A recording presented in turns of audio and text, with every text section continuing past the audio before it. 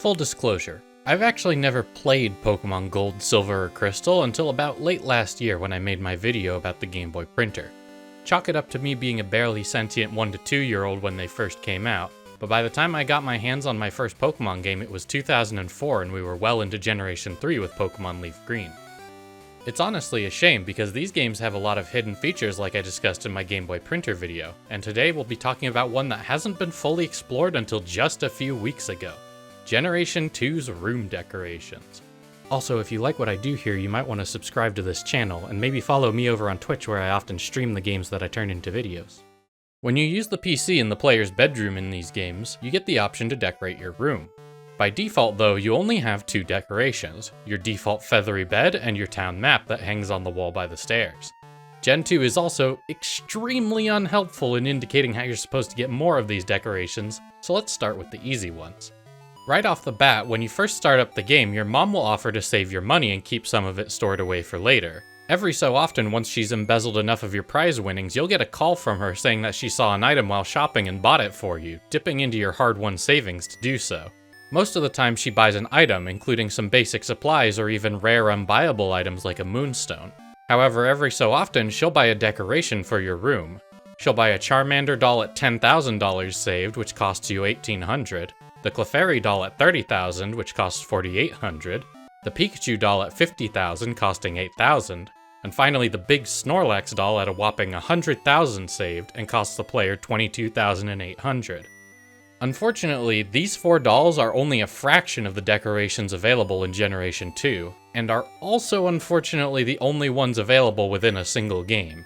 To find our next decorations, we need to dust off our N64 and get into Pokemon Stadium. Now those of you who know how time works are probably thinking, hey wait, Stadium and not Stadium 2? Isn't this game from before Generation 2 was even released? And you're correct. But somehow this game has had exclusive Generation 2 content hidden right under our noses. Whenever you clear the Elite Four and Champion in the Gym Leader Castle mode, you receive a gift Pokemon from a small pool of hard-to-obtain Kanto species. This includes the 3 starter Pokemon, Hitmonchan or Hitmonlee, or the 2 fossil Pokemon Omanite and Kabuto, allowing you to obtain more than one of these elusive species per save file without trading.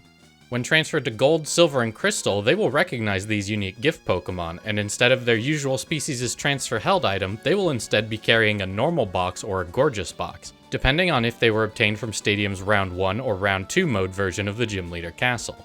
Once you take the item from them and use it from your bag, you will receive a silver or gold trophy to display on the table in your room. Because you need to connect to Stadium, however, these 2 decorations are unobtainable in normal gameplay on the 3DS Virtual Console. But luckily for us, this next feature was ported over. Mystery Gift. With just a little beep, you get a gift.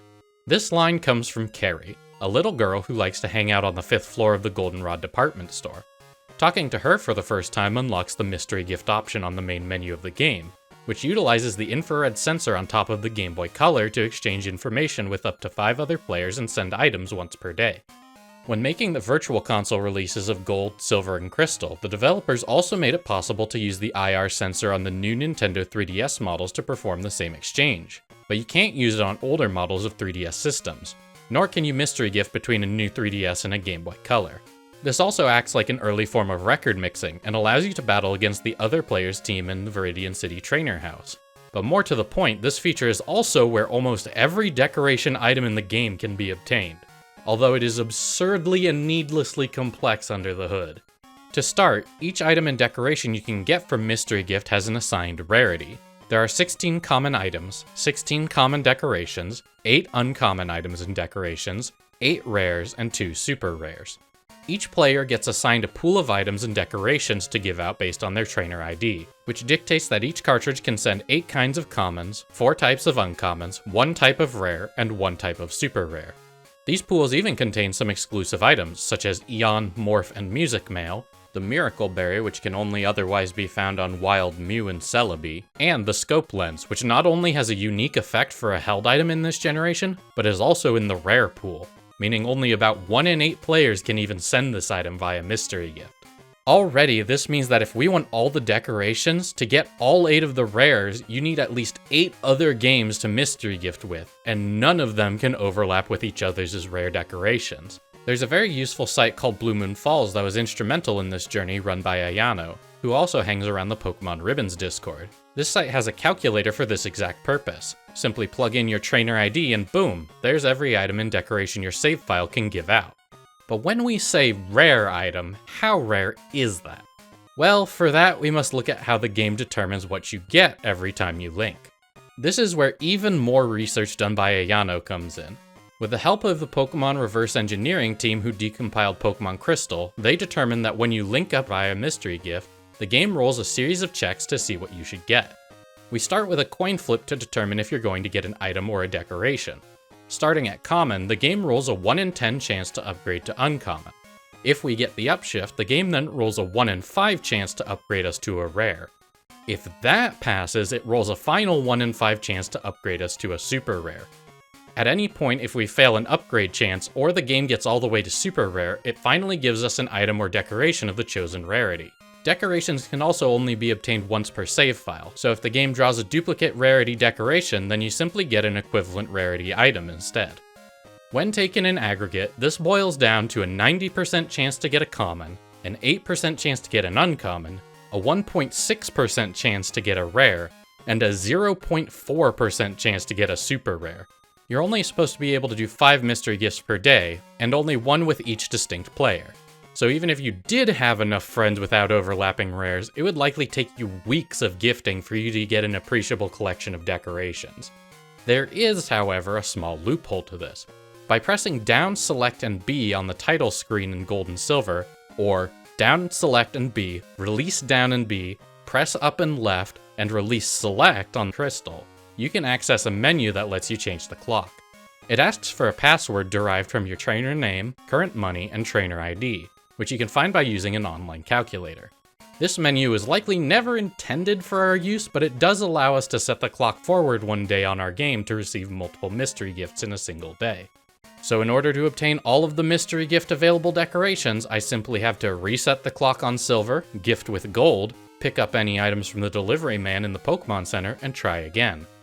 It does take a couple days of gifting to obtain each rare, and each time we get one I then need to reset Gold, get a new trainer ID with a new rare I don't have, and play up to Goldenrod City just to unlock Mystery Gift once more. I know this is never how the feature was meant to play out, likely just something you were supposed to do with your friends on the playground at recess once a day, but when trying to get every single decoration, this becomes tedium incarnate. But at the end of the grind, we end up with a whopping 34 new decorations. The common Jigglypuff and Clefairy posters, Super NES, Jigglypuff, Grimer, Poliwag, Voltorb, Diglett, Staryu, Magikarp, Oddish, Weedle, Gengar, Geodude, Shellder, and Machop dolls, the uncommon Bulbasaur and Squirtle dolls, Magnaplant and Tropic Plant, NES, Nintendo 64, Pink Bed, and Polkadot Bed, the 8 rares including every single carpet in red, blue, yellow, and green, the Jumbo Plant, Virtual Boy, Big Onyx doll, and Pikachu poster, and finally, the 2 super rares, the Big Lapras doll and the Surf Pikachu doll. But this is not quite everything about Mystery Gift in these games. So, a decent lot of you in the last video's comments took issue with the fact that I said collecting decorations solved a mystery in my video on Generation 3 decorations, somehow expecting that I would bring them all together and open the 1,000-year door and fight Mew under a truck or something. So, you know what? This is the part of the video where I talk about a hitherto unknown game mechanic that no one has known the specifics of for decades, and one might describe as mysterious. Some might consider it some sort of mystery. Got it? Good. See, carry isn't only in Gold, Silver, and Crystal. When you hook up your game to Pokemon Stadium 2 on the N64 with Mystery Gift unlocked, you can Mystery Gift with her from the main menu, which on the surface seems to be the same as when you Mystery Gift with other Game Boy games, but a few things are slightly off. First, Carry can never send you a rare or super rare that isn't the same one that you send to others. And that's because Carry's pool of items is actually based on your trainer ID using a different algorithm. She will have slightly different commons and uncommons, but always the same rare and super rare. She also sometimes has a little extra dialogue saying she's heard rumors of ways to obtain a Tentacool doll or Pikachu bed, and mentions them in dialogue usually reserved for rares and super rares. So, what's going on here? There are 3 of these exclusives: the Tentacool doll, the Pikachu bed, and the Unknown doll. From the beginning of the game, she will only mention the Tentacool doll, but after round 2 mode is unlocked, she will begin mentioning the Pikachu bed as well. This is what initially got me hooked into the idea of collecting all these decorations, as when I asked Ayano, who is pretty much the foremost expert on Mystery Gift in Generation 2, they said that they had never seen anyone with a screenshot of receiving these items from Carrie. The only single official source I could find at all about this is one single Japanese page on Nintendo's website that does mention that there are exclusive items only available from this girl. While we don't know exactly what's going on with Carrie, Stadium 2 does have a few nifty features related to decorations, like how we can visit our room in White City from the main map and see it rendered in 3D. Every decoration has a unique model, which is incredibly charming, and all of the game consoles save for the Virtual Boy also display screenshots of other games from their libraries, such as Mario 64 or Kirby Superstar. You can find a gallery of all of these models and TV screens on Blue Moon Falls as well. Carrie also can appear in Viridian City whenever you mystery gift with her, and she is an impressively competent trainer, boasting 6 Pokémon on each of her 3 team variants, all at level 50. She is also the only trainer in these games to use Scizor and Porygon 2, making battling her the only way to see these species without catching them. Unfortunately, despite countless resets with Carrie, that's kind of where this challenge sat for a few months. I had no real way of getting the knowledge I sought about these hidden decorations, or even how Carrie's mechanics worked internally, and I really didn't want to release this video until I knew for certain. But I eventually just resigned myself to just resetting and hoping for these mythical decorations to one day find their way to me. And then, out of nowhere about a week ago, a user by the name Raining Chain appeared in my Discord messages asking if I was indeed the guy trying to get all the decorations in Generation 2. Apparently they decided to reverse engineer this mystery independently and caught wind of my quest from other users. Descending like a code-reversing angel, they had completely decoded Stadium 2's mystery gift function and confirmed that, yes, Carrie does have a function to give out Tentacool dolls and Pikachu beds. It turns out Carrie's pool of items contains 2 extra super rares, depending on where you are in Stadium 2. The Tentacool doll is supposedly coded to appear 60% of the time when you roll a super rare, which then gets split 30-30 with the Pikachu bed once you start round 2 mode. Raining Chain also confirmed that there is absolutely no code to award the Unknown doll despite Carrie having dialogue for receiving one from the player. And if you force it to spawn by editing the game, she doesn't even properly send it over, so it must have been scrapped somewhere in development. Examining this code further, we can see that Carrie has slightly boosted odds for upgrading the rarity of decorations you receive from her, which makes it slightly more likely that whenever you get a decoration from her, it'll be of a higher rarity than usual. But no such boost exists for regular items, perhaps because she's only obsessed with decorations like I am. Well, with all the inner workings peeled back, it should just be a matter of time and resets to obtain these last 2 decorations. Or so it appeared. Unfortunately for us, there's a subtle problem with the equations for what Carrie will give us that Raining Chain thankfully spotted before I sank too many hours into this process. See, the sequence of numbers that the game needs to roll in order to obtain a Tentacool doll never actually happens. The way Game Freak coded these 0 to 255 rolls, as it turns out, marches in a very predictable pattern. The game starts with a random number from 0 to 255, and then does some math on that number each time it needs a new one. Because the same input number always continues in the same pattern no matter where you start in the loop, there is no possible sequence of 4 rolls that gets past all the rarity checks and then ends in a number that would result in a Tentacool doll or Pikachu bed. In fact, there is exactly 1 sequence in the entire chain that can even result in a super rare at all: 15, 34, 25, and ending on a roll of 164. Ever so slightly higher than the 153 or lower it needs to get the Stadium exclusives. So despite over 20 years of claims that someone's friend got a Tentacool doll or an Unknown doll and it made Carrie especially sad, or even the scant pictures and videos of such items, we can safely conclude that they could not have been obtained in regular gameplay. So you know what? If the developers aren't going to make this work within regular gameplay, neither am I. I'm still not going to use an external device to mod my game, but if you've been around this channel before, you know I cannot abide having an incomplete set of something just because Game Freak borked the code. So why don't we turn that against them? As it turns out, there's an extremely powerful oversight in Gold and Silver that's exactly what we're after: the coin case glitch. When they translated the coin case dialogue from Japanese, the translators made a small error where they used the incorrect terminator, an invisible symbol that is supposed to tell the game when the dialogue is finished. For a variety of complicated reasons, we can use this to make our PC into a sort of save file editor with a few precise steps in-game. Obviously, to start, we need the coin case from the Goldenrod Underground, but we also need to gather a few specific items and put them in this exact order in our PC boxes. You will need to go all the way to Kanto to get TM06 from Janine, as well as the Rail Pass from the Copycat, so keep that in mind. Next, we need what is known as a slide Pokémon.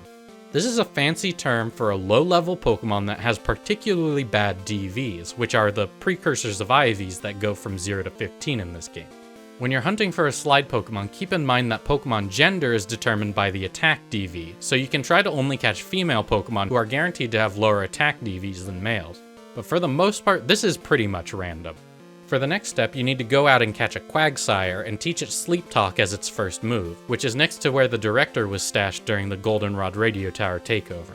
Then give it a Protein and put it in the 4th slot of your party, right behind your slide Pokémon in the 3rd slot. With all of these seemingly random elements combined, we can finally get to coding.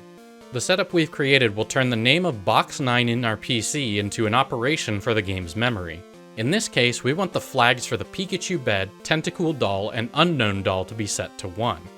Following a map of the game's RAM, we can see that decorations are stored in bytes D80B through D811. Each byte holds 8 bits, and each bit is responsible for 1 flag. Since we already have all the other decorations that would be stored in these bytes, setting them to 11111111 will flag all of the decorations available.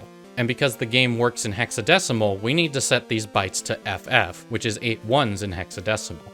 The Pikachu bed flag is stored in byte D80B, but to tell the game to modify that specific address to a value of FF, we must look up each part of the operation we want to run on this list and see what that translates to using the in-game keyboard. Going 2 characters at a time, D8 translates to ampersand male sign, 0B translates as capital A, capital L, and FF translates to a space followed by capital A. With the code written, we save in front of the Cherry Grove Pokemart and restart the game. When we load back in, we enter the mart, exit, and take 4 steps to the right, stopping in front of this tree next to the Pokemon Center. We open our Pokedex and listen to the cry of Bellsprout, Machop, Machoke, or Omanite, as the cry we last played from our Pokedex is the final ingredient that makes this glitch work. Going to our bag and swapping to the key items menu from another pocket, we finally use the coin case and, hopefully, nothing unusual will happen. If your game freezes or restarts, that indicates that your low-level slide Pokemon's DVs are too high, and you'll need to catch a new one and try again. But once we get the coin case to seemingly do nothing, we have successfully obtained the Pikachu bed. Repeating the glitch one more time with the code ampersand male sign capital A capital Q space capital A, we can set the address D810 where the other 2 exclusives are stored to FF. Finally, we can fly back to New Bark Town and set up our Pikachu bed, Unknown doll, and Tentacool doll. Finally able to rest, we can climb into our lightning bolt pattern sheets and fall asleep under the watchful gaze of our big Lapras doll. And with all that madness out of the way, I am confident in saying that I am the first person in the world to collect all of the Generation 2 decorations in a single save file using only in-game methods. With a collection of 23 ornaments, 4 beds, 4 carpets, 3 plants, 4 posters, 4 consoles, and 3 big dolls, our journey to collect every decoration is once again at its end. Shout out to everyone who helped me along the way.